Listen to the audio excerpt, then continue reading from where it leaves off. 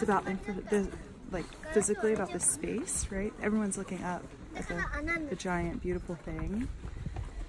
But when you think about all the other facets of it, like you and I have been talking about all the tiny details that are being planned, right? And just like looking at where the water has to run off, right? Like the way the system works, it's not just this big giant thing. The details of the space makes it what is so beautiful, right? So taking the time to go slower through something, you can start to notice those details because it's all part of the big puzzle. And I feel like, you know, as like we're in society, everyone's trying to be famous Instagrammers, you know, the big beacon on the hill. But when you look at like, wow, this is really neat, and how the trees and the roots and stuff, it's not always about this big glamorous thing, you know, but it's a system. Well, and the way that they care for these spaces too. Yeah. It's just, I mean, that just seems to be a part of their culture about like taking your trash with you. There's no trash cans. And like yesterday when we were in Kyoto at the garden and like they're raking the leaves. And did you see the guy that was like really steep hill and he was in there and he was like by hand like pulling like pine needles out of the moss or something? I don't know, but it's just like this like respect of the there's a reverence. Like I don't even think we see that at like Arlington National Cemetery or anything, or Gettysburg, you know, like gum wrappers at Gettysburg. Right.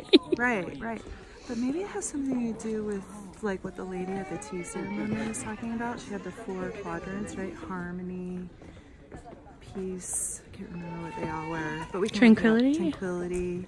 And like this one led to this one, which led to this one, which led to like the whole, like a trinity kind of whole thing, right? And I feel like that's where you get the or you can just pick them up. These little moments, right? What do you See? say? I'm telling you.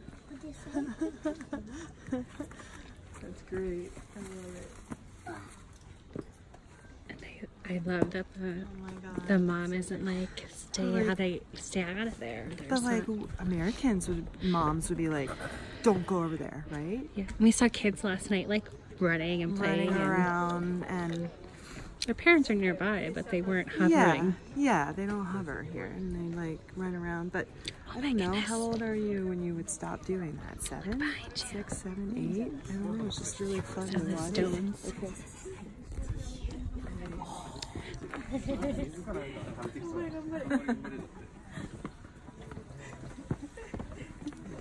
So cute. Go. I love that the parent joined them. Yeah. So I think as parents, you can join your kid in that lane. Yeah. Join, help like push over the lane, right?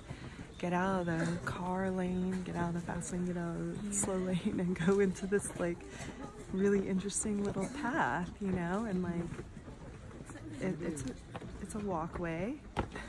Yeah. Can you talk about your workshops with children? Yeah, I mean part of it is like getting adults to think, you know, like kids again, like rejuvenate that. Like I think like we miss that. That's why there's this like that's a great song. I think that's why there's a resurgence of coloring books for adults, right? Yeah. It's like there's something that we're missing right now, this joy that we used to have. And I'm opening up space to work with families, you know, kids and families, and art and nature, and that idea of there's no right answer, there's no right way to do something, and learning by accidents, learning by failures, experimenting. And I think this is a really fun example of that, right? Like if you give a kid like something, they're gonna just go and like look at it in new ways. And there's all sorts of like team building exercises that are kind of built off of like how kids kind of explore play in a different way, because it's your imagination. And kids, I think, lose that younger today. There's so many awful things. Yeah, and we're trying to protect them. The school shootings and hiding under desks and like not getting to really feel what it's like to be free. Yeah, be free. And then they go to college. Right. And I would see them in college, and they're like, they have so much anxiety, and they're taking medicine, and then they have like panic, and they can't take a test. So they like come to me and they're like, I'm sorry, I missed school, I missed class, I had a panic attack, you know, and I'm like, okay, I have to understand that. And then when I started having panic attacks, I'm like, oh, that's what those are. I didn't know what that was. And then the parents are like trying to still control the environment from afar. Yeah. I experienced that myself. And like, I'm not worthy and I'm not good unless I get an A. And even my last semester just, you know, that just passed, a student was not doing the work and didn't get a good grade, but I can't hold your hand. And honestly, I was tired, you know, leaving this job. And yet again, here's another person that's just kind of like sitting and being, taking up space, not even being a participant, right? Just kind of occupying a seat doesn't mean that you should get a grade. And then that person complained, and I'm like, whatever, okay, I'll fix it, I'll change it to the next grade up.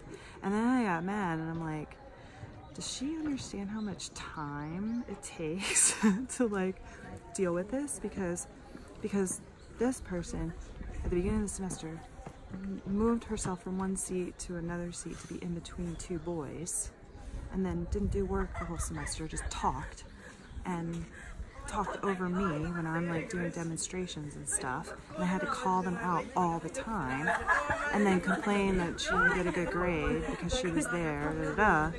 So my response was finally like, okay, here's how much this is worth within the grand scheme of 120 credits. Now, you're asking me to do something. How many hours have you spent writing emails to other people, wasting their time, to me? Now I'm having to draft this email, and here's the process for me to like do this as a favor to you when it's going to change your GPA like a fraction of a point. And maybe you should care about your GPA at the beginning of the semester, not the end. Right? If that's what you care about. If that's what you care about. But I'm telling you, nobody cares about your GPA except your parents or somebody, because it's this fake thing. Nobody cares about that. What they want is this, right? The person who is a creative person that does this is the person that people want to hire, because your grade doesn't say anything about it. You can have an adjunct that just is afraid to lose their job and everyone gets an A. You know, so grades are stupid. So that's why I wanted to get out of there and not have grades. Okay.